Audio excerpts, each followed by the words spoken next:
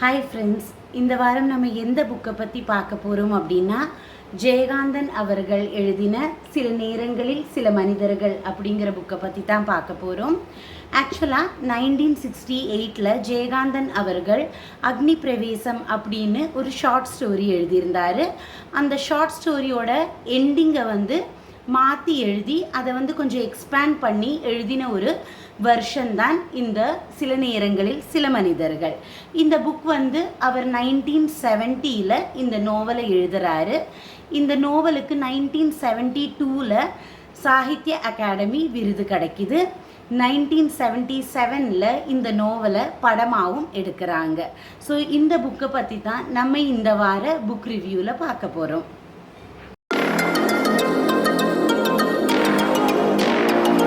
இந்த புக்கோட மலையாளம் வெர்ஷன் கூட உங்களுக்கு அவைலபிளாக இருக்குது.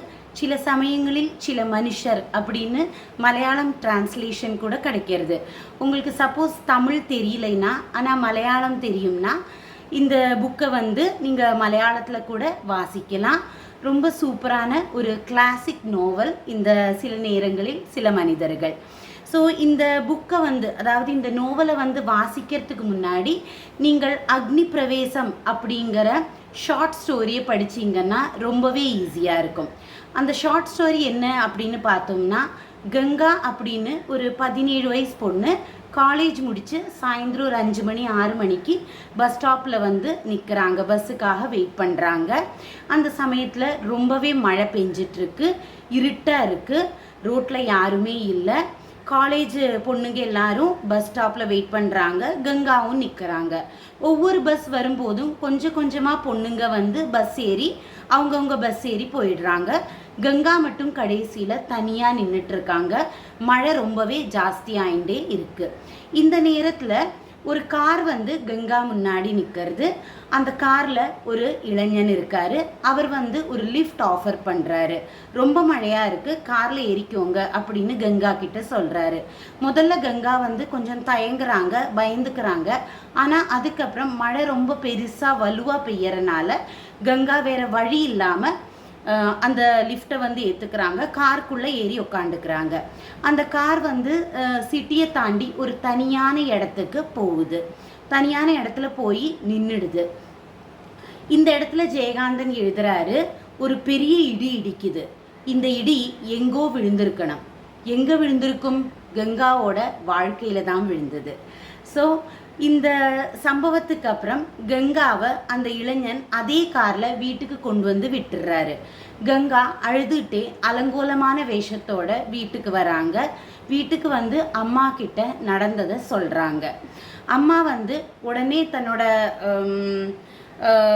அண்ணா, அதாவது கங்காவோட பிரதர் கணேசன்னு ஒரு கேரக்டர் இருப்பாங்க, அவர் வெளியில் போயிருப்பார். ஸோ அம்மா தன்னோட பிள்ளைக்கெல்லாம் தெரியக்கூடாது, தெரிஞ்சால் பெரிய பிரச்சனை ஆகிடும் அப்படின்னு சொல்லிட்டு கணேசன் வரத்துக்கு முன்னாடியே கங்காவை கிணத்தடிக்கு கூட்டின்னு போய் நிறைய தண்ணியை மூந்து அவன் மேலே விட்டு சீக்காக்காயை போட்டு தேய்ச்சி அந்த பொண்ணை குளிப்பாட்டுறாங்க. குளிப்பாட்டிட்டு சொல்கிறாங்க, நான் இப்போ மேலே கொட்டுறது தண்ணி இல்லை, அக்னின்னு நினச்சிக்கோ, உனக்கு எதுவும் நடக்கலை, நீ சுத்தமாயிட்ட, இந்த விஷயத்தை பற்றி நீ யாருக்கிட்டையும் சொல்லக்கூடாது, ஒன்றுமே நடக்கலை, இந்த சம்பவத்தை இத்தோட மறந்துடு அப்படின்னு சொல்லி அந்த பொண்ணை அந்த பொண்ணுக்கு ஒரு தைரியம் கொடுத்து மறுபடியும் மறுநாளைக்கு காலேஜுக்கு அனுப்புகிறாங்க. இதுதான் அந்த அக்னி பிரவேசம் அப்படிங்கிற ஷார்ட் ஸ்டோரி.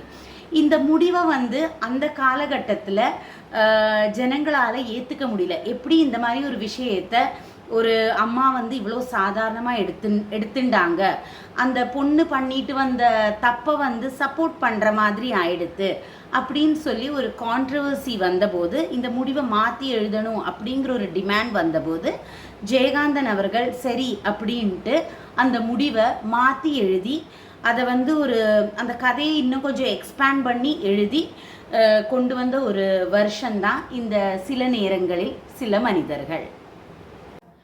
இந்த கதையோட மெயின் கேரக்டர்ஸ் அப்படின்னு சொல்லணும்னா கங்கா, பிரபு, வெங்குமாமா, இவங்க தான் மெயின் கேரக்டர். மிஸ்ஸஸ் மேனுவல், இந்த மாதிரி ஒரு 4-5 கேரக்டர்ஸ் தான் மெயினாக இந்த கதையில் வருவாங்க.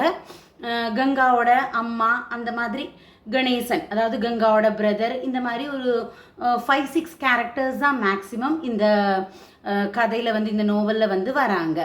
ஸோ இந்த கதை என்னென்னா, இப்போ வந்து இந்த நோவலில் கங்காவை வந்து ஒரு 30 வயது பெண்ணாக காட்டுறாங்க.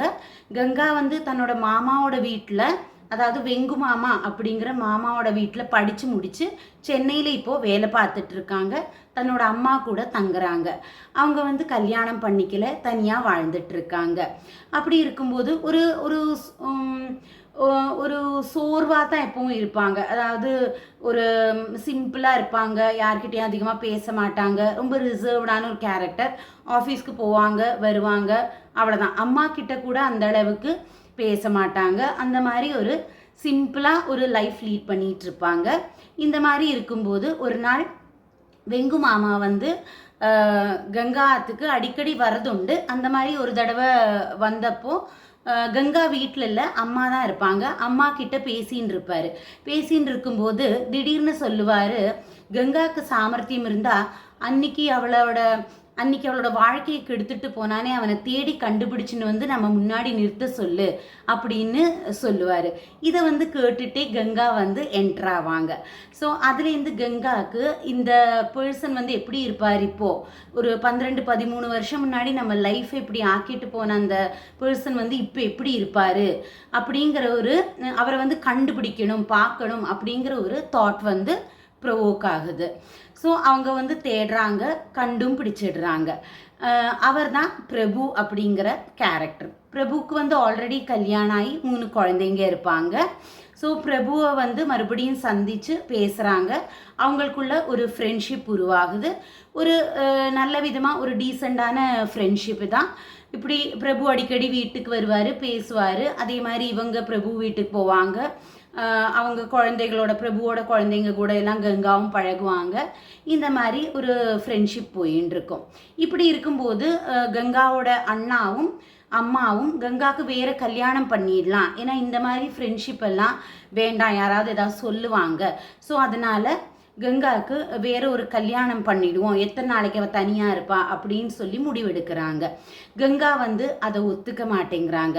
ஸோ பிரபுவை வச்சும் இவங்க வந்து சொல்லி பார்க்குறாங்க. அதுக்கும் கங்கா வந்து ஒத்துக்க மாட்டேங்கிறாங்க.